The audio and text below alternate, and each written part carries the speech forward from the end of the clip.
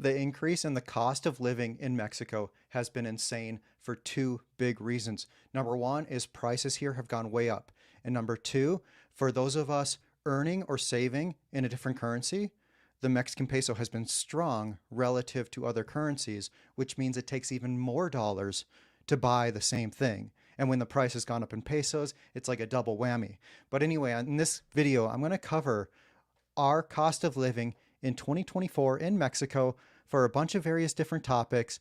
And you're going to be seeing real data from a household of me and my wife and our three dogs. So let's get started. First topic is healthcare.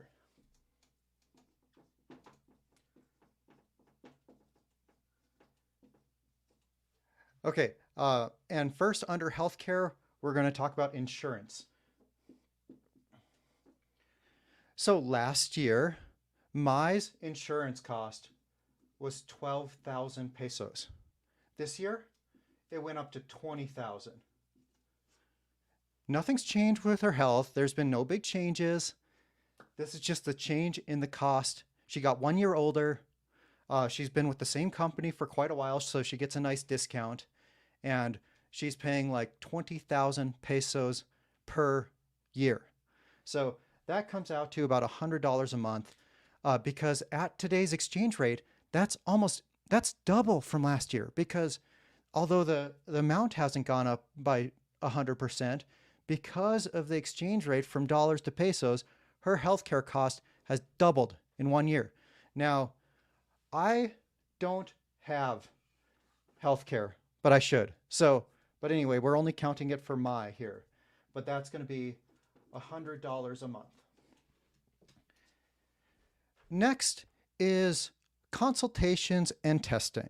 So in Mexico, like let's say you get sick, you have the option to go to a specialist, which might start at about like 800 pesos or a little under $50 a month, and then go up to 2,000 pesos or like $120 a month. Or if you don't have much money and you can't afford going to a specialist, you might go to the pharmacy. And at a lot of the pharmacies, they offer free consultations or consultations that cost very little, just like $2 or something. So on average, so for like between consultations and testing, let's put consultations, we're looking at about $70 a month. So that like includes blood test, twice a year, my sees an endocrinologist, and like I had to go to the gastroenterologist. She had to go to the gastroenterologist. Sometimes she goes to the dermatologist. So things like that average about $70 a month. Maybe I should write this out. Consultation. Okay, consultations, 70 a month. Insurance, 100 a month. What's next here? Actually, let me talk a little bit more on consultations. So these days in 2024, for a specialist doctor, the cheapest you're going to find is like 700 or 800 pesos for a consultation, or like 40 to $45 range, $40 to $50 range. But if you're going to one of those who's very popular, who gets a lot of recommendations, then you could be looking in the 1,500 peso range, which at today's exchange rate is like $85 or so. Pat has a good question here. Does Mai also have IMSS or public insurance? No, she only has private insurance. So this $100 a month she pays, that is for private insurance for a 33-year-old who's healthy, who's been with the same company for quite a while, so is getting a nice discount from that. Okay, by the way, Happy New Year, everyone. Thank you all for joining. Henry, I see you said Happy New Year. Thank you very much. All right. Next is like medications, vitamins, cold remedies, beauty supplies, things like that. So this is a pretty big expense for us. And let's just call it meds, but there's a lot more than just medications here that I'm talking about. And that's about $200 a month. So, and part of that is like we spend quite a bit of money on health products like vitamins and supplements, making sure like we can fight off any colds and things like that. So that's a pretty big expense between medications, beauty supplies like vitamins and all that. And then so that would total 370 a month. But to get maybe a more accurate representation, because I should have health insurance, it's just something I haven't gotten around to doing, but I need to. So let's say my insurance, I'm 2 years older than we're both reasonably healthy. But I haven't been with any company in Mexico. So I'm guessing mine might be around 130 a month. So if I had health insurance, we're looking at total healthcare costs in the $500 a month range. So that basically covers healthcare, but now let's go on to the next topic.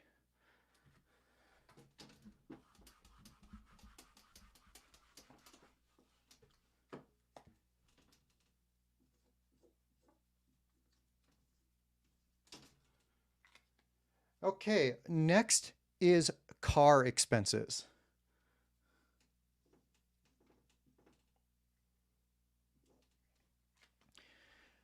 So the truth is that a lot of people choose to live in Mexico without a car. And maybe they use public transportation, maybe they take a lot of Ubers, or a lot of foreigners choose to live in a part of the city that's very walkable so they can walk to most of the things they need. Uh, However, much of Querétaro is very car oriented, like it's built around cars. Yes, there are walkable places in the city. You're going to be paying a bit more for rent typically in those places. But I would say in like 90% of the city, you're probably going to want a car. And if you don't, you're going to be spending quite a bit on Ubers. And the, the cost of Ubers can really add up. And also here, at least when I used it last, like they're not very convenient. In a lot of cities, your Uber will arrive in 2 minutes. Here it might arrive in 20 minutes and then it cancels on you. Then it takes another 10 or 15 minutes for a car to get there. So it's not very reliable in terms of like you can expect to be picked up quickly, if that makes sense. And then also there's a lot of people who are scared to drive in Mexico. I think Rome here says we are scared to drive because of crooked cops. Yeah, I mean, in Querétaro, that's not really an issue. It's more of an issue in some parts of the country. Like you go to some places near Tijuana, yeah, it's an issue there. You go to Cancun, it's less of an issue there than Tijuana, but still an issue.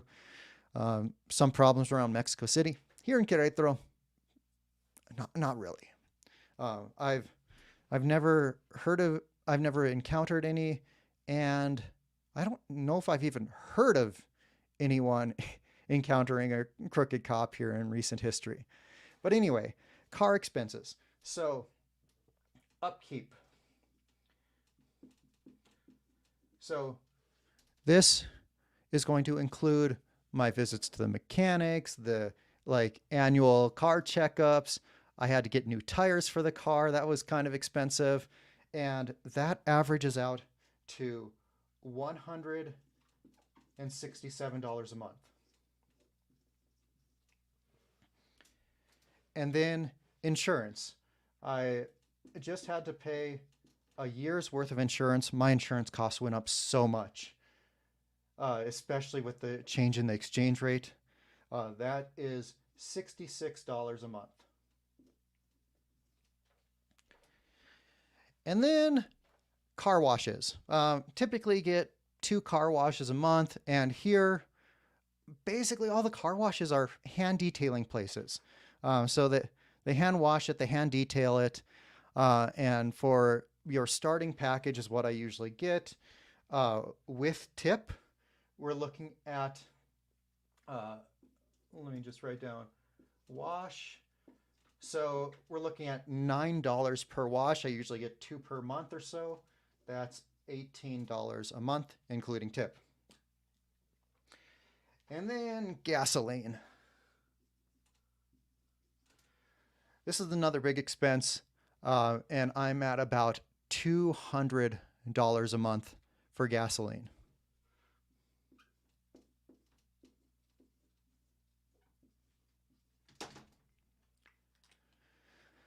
Oh, what else do we have here? Oh, just registration.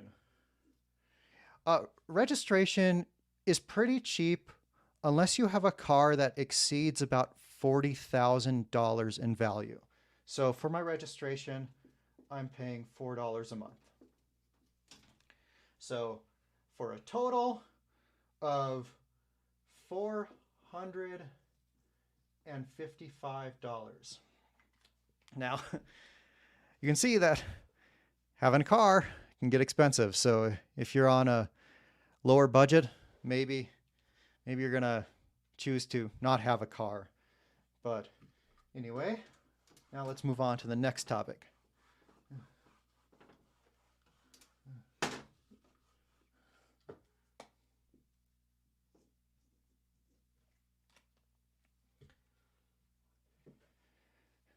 Okay, next is a bunch of random topics, or a bunch of random expenses.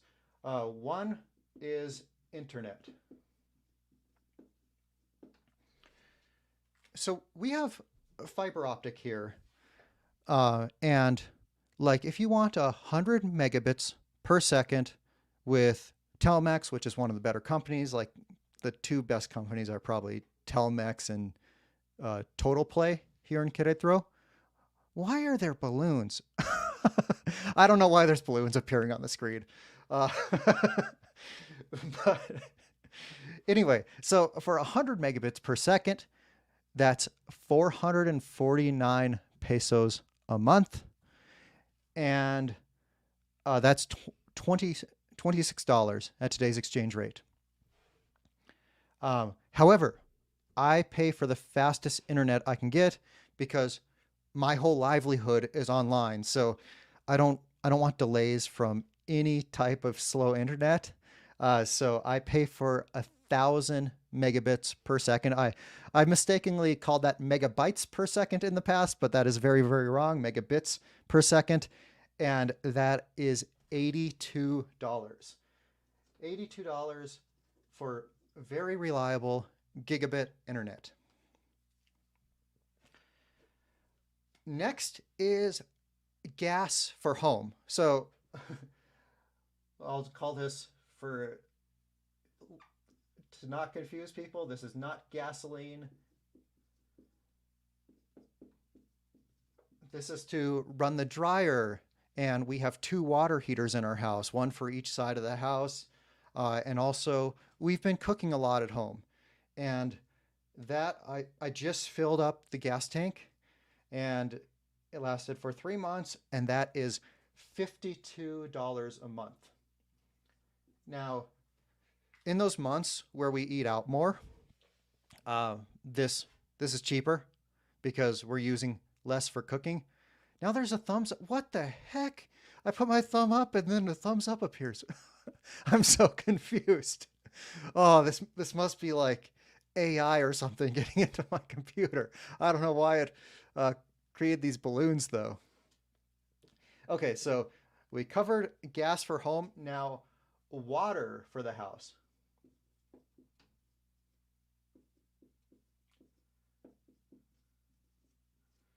So this isn't talking about drinking water. This is like water we use to wash dishes and shower and wash our clothes and water the lawn. We're looking at $35 a month. And we have a pretty big lawn here compared to average, so that increases our water bill a bit. And next is drinking water.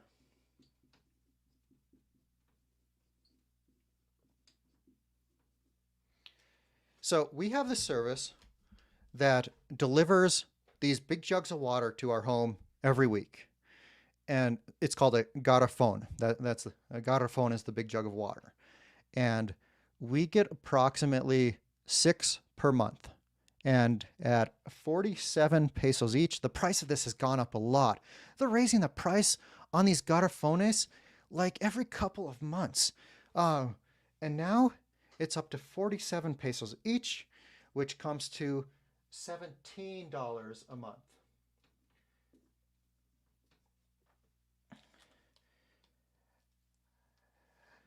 Okay, and now groceries.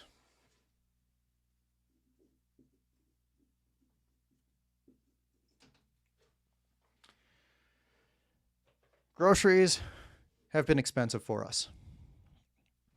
So we have to feed 2 adults, and we generally try to eat pretty healthy.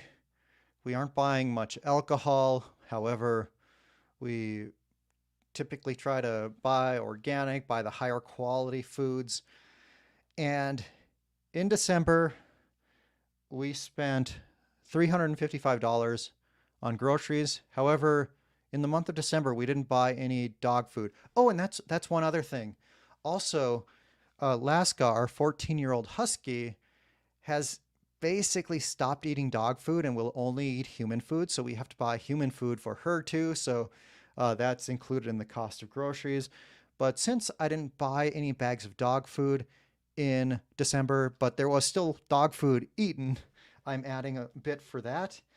And that comes to $400 a month after including the dog food.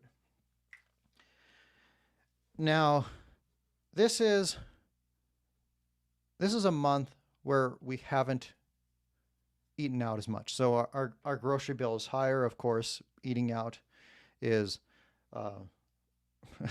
the price of eating out is lower when we don't eat out as much.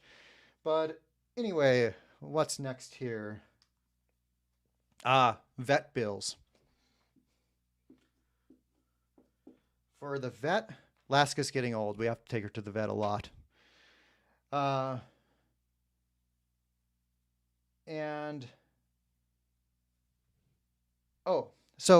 vet bills and also supplements for Laska because she has like joint problems and stuff, and we have to pay quite a bit for supplements each month. And there we're looking at $176 a month. And now let me erase this to get some more space.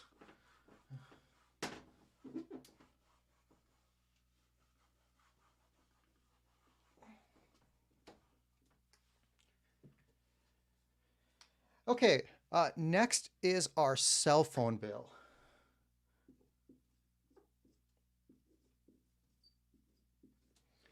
So we have Telcel, and with Telcel you can buy a package that gets you like 5 or 8 gigs of data for 300 pesos a month, and that also gets you unlimited calling and texting and unlimited social media use for like Facebook, Instagram, Snapchat, WhatsApp, and I think there's a couple others included. So for the 2 of us, 300 pesos is $35 a month.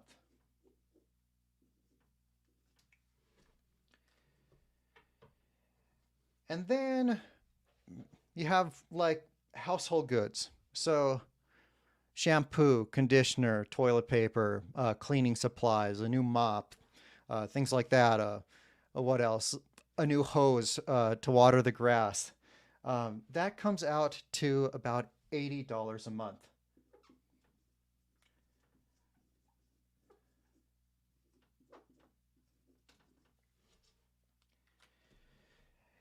And then you have clothing. So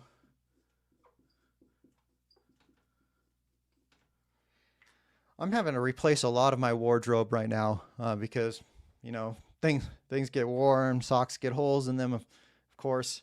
And that's running about $150 a month. So buying new clothing here is expensive. That's one of the more expensive things. Like name brand clothing, electronics, those things can get pretty expensive. Uh, Now, Mai gets a lot of hers secondhand, like in secondhand Facebook groups, and she gets actually really good prices on a lot of stuff doing that, and she can get it in great condition. Most of the clothes I buy, I actually buy from US stores and either get them shipped here or get them sent through a shipping service that delivers to San Miguel, which is about an hour away. But anyway, yeah, clothing, another pretty big expense at like 150 bucks. And then we have tips and donations. So where we live, there's this guy who does all the yard work. We occasionally throw him like 200 pesos, things like that for security where we live as well, like Christmas bonus, that kind of thing. And then like people on the street, you'll come across a elderly man or woman who can't work, who's asking for some change, and give that person some, or maybe a friend is in need of some money, give that person some, and that comes out to about $100 a month.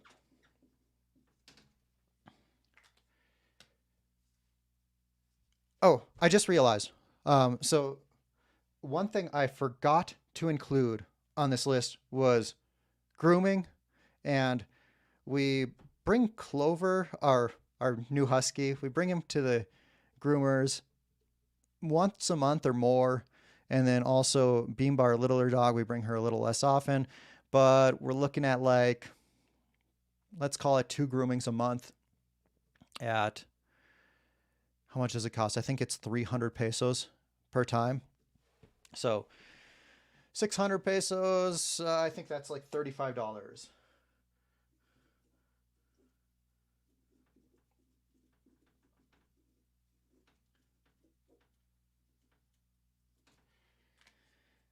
Okay, now let's add some of these up. So this basically includes everything except for like home, like whether you're renting or living somewhere.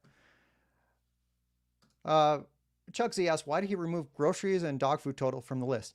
I didn't remove it. I just like erased this to make more space so you could see everything that I was writing.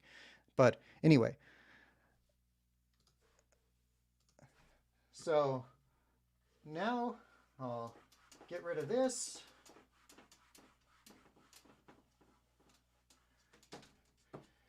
And we'll throw this category up here as other, and compiling the total.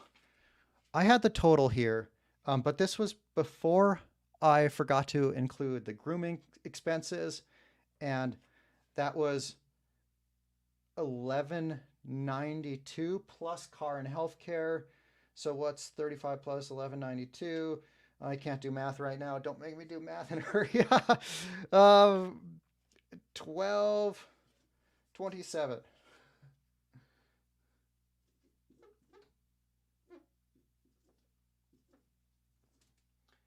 So for a total of, we have 2147 plus 35, 2177.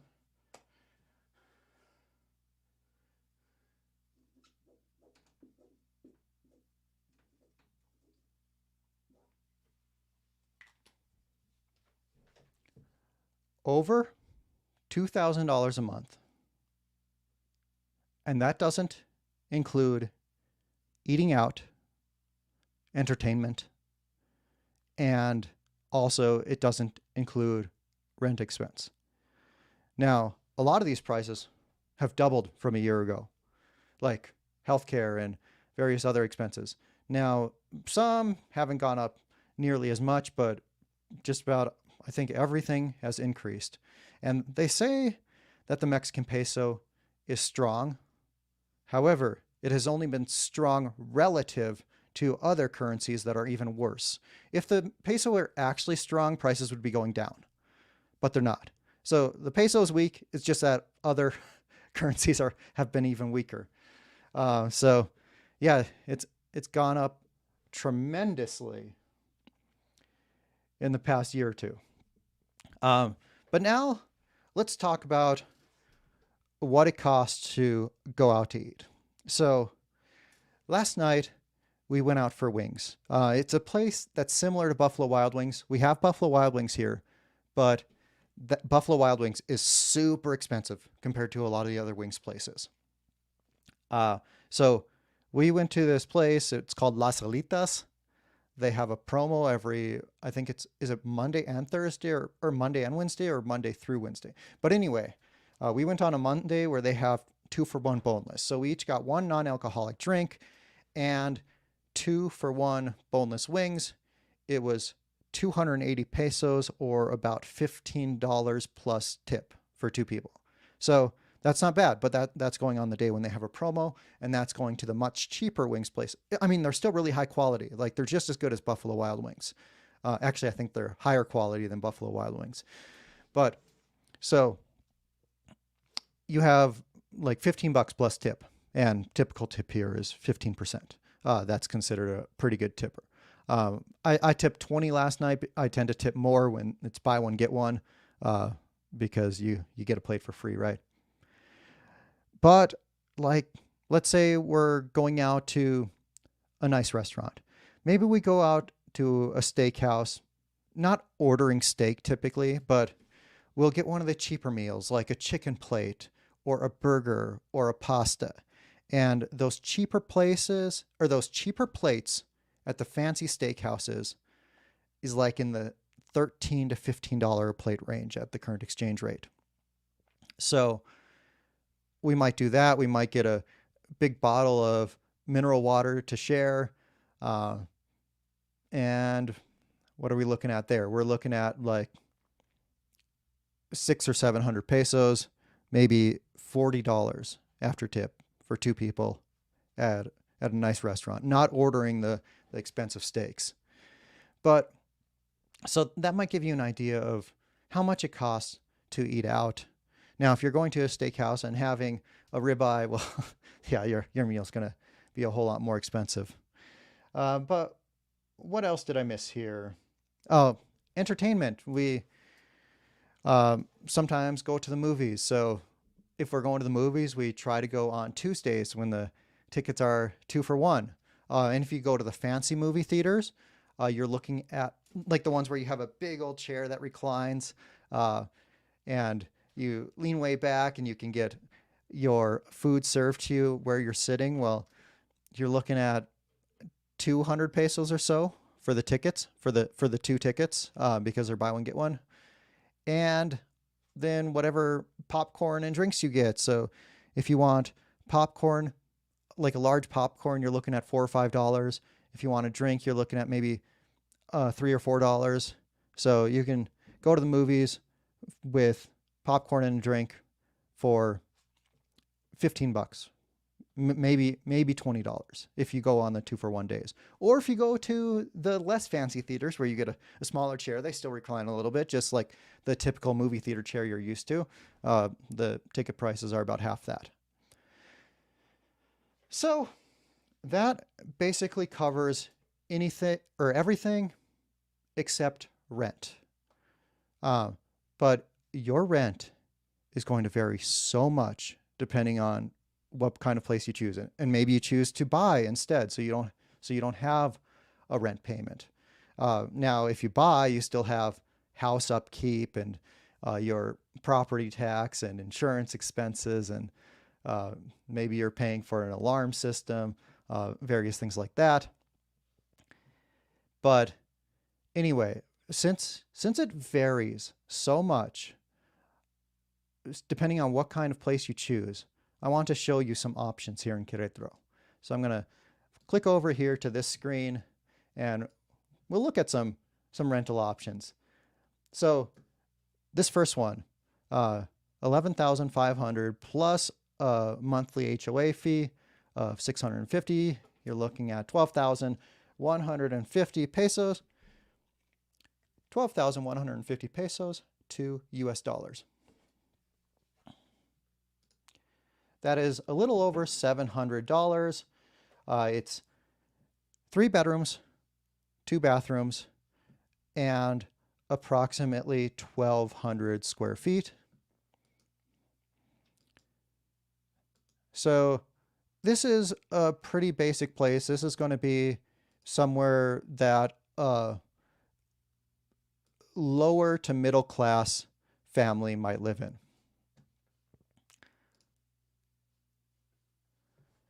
And what's another option here? Okay, so here's one in Altosano. This one's bigger. It's 200 square meters, so you're looking at like 2,200 square feet or so. 25,000 pesos to US dollars. We'll get a conversion here, a little under $1,500 a month. This is a new neighborhood. There's lots of construction going on there. Almost all, practically all the houses are just a few years old or less, I believe. Oh no, it's not updating this. Sorry. Okay, now you can see the pictures. You can see the pictures of what I'm looking at. So again, new neighborhood. All the houses are pretty new. This one's about 2,200 square feet. This is your typical middle to higher middle class home for Mexicans. And your average foreigner, the average expat, might live in something that looks similar to this, maybe a little less nice. Okay, now, I need to share it again, sorry. Share screen.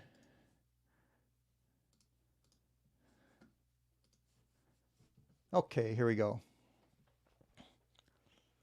I don't know why it's opening it up in a separate tab, but when I click on one of these, it's opening it up in a different tab, which is causing you to not be able to see it until I share that new tab. All of these are pretty expensive. Okay, here's one for 20,000 pesos. This is in Milenio, pretty decent location. 20,000 Mexican pesos to US dollars. This one is about 2,300 square feet. It's a little under $1,200 a month. Got to share this tab here so you can see what I'm looking at. And honestly, from what I'm seeing here, this actually they have a lot of pictures of what's nearby and very few of the inside. Now, be extra careful when you see a rental like that, because when you see a rental like that, a lot of times, if they don't have pictures of the inside, a lot of times they don't actually own the house. So they might just be trying to get you to pay a deposit. And then they're just going to steal that money from you. So how about, okay, El Refugio. Here's a very, very popular place for expats to live in Queretaro when they have a budget of like under $1,000 a month. So 14,000 pesos. I'll see what the conversion is. 14,000 Mexican pesos to US dollars. We're looking at $820 a month for this place. And let's take a look at some pictures. We're looking at 3 bedrooms, 2.5 bathrooms, and about 1,500 or 1,600 square feet.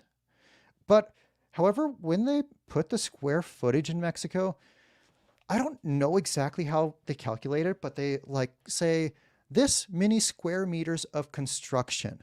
But I think sometimes they include like the outdoor patio as construction, maybe even the garage area as construction. Because the thing is, when I enter a home here in Mexico that's supposedly 2,000 square feet versus a home in the US that's 2,000 square feet, the 2,000 square foot home in the US is so much bigger. So I'm not sure what that difference in calculation is. How that differs so much. But anyway, this is This is a home that I think was a little over $820, if I remember right. So you don't really have a yard there, just a tiny outdoor area in the back. It's not bad, but this is what you're going to get in one of the more popular places for foreigners to live here for $820 a month.